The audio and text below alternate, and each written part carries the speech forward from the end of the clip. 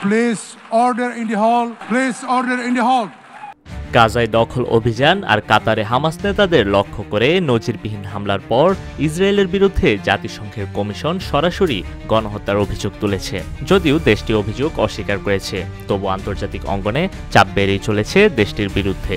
সবচেয়ে বড় বাণিজ্যিক অংশীদার হয়েও ইউরোপীয় ইউনিয়ন এখন মুক্ত বাণিজ্য চুক্তি স্থগিতের প্রস্তাব দিয়েছে। অন্যদিকে নরওয়ে তহবিল বিনিয়োগ প্রত্যাহার করেছে, আর ফ্রান্স, ইতালি, স্পেন সহ বহু দেশ অস্ত্র নিষেধাজ্ঞা জারি করেছে ইসরায়েলের বিরুদ্ধে। ইউরোভিশনে ইসরায়েলের অংশগ্রহণ হলে আয়ারল্যান্ড এবং স্পেন সহ বেশ কয়েকটি দেশ বর্জনের হুমকি দিয়েছে। বেলজিয়ামে বাতিল হয়েছে মিউনিকের কনসার্ট, কারণ মঞ্চে ছিলেন ইসরায়েলি কন্ডাক্টর। হলিউডে হাজারো কর্মী ঘোষণা দিয়েছেন ইসরায়েলি চলচ্চিত্র প্রতিষ্ঠানের সঙ্গে আর কাজ করবেন না। স্পেনে দাবা প্রতিযোগিতার ইসরায়েলি খেলোয়াড়দের পতাকা ব্যবহার বন্ধ করা হয়েছে। ফিলিস্তিনপন্থী বিক্ষোভে বাতিল হয়েছে সাইক্লিং প্রতিযোগিতার শেষ ধাপ। আশঙ্কা তৈরি হয়েছে ইউরোপীয় ফুটবল থেকেও ইসরায়েলকে বহিষ্কার করা হতে পারে।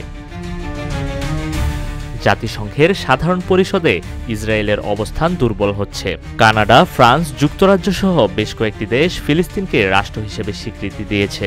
সমীক্ষা বলছে 2017 থেকে 2025 পর্যন্ত ইসরায়েলপন্থী ভোট ধারাবাহিকভাবে কমেই চলেছে।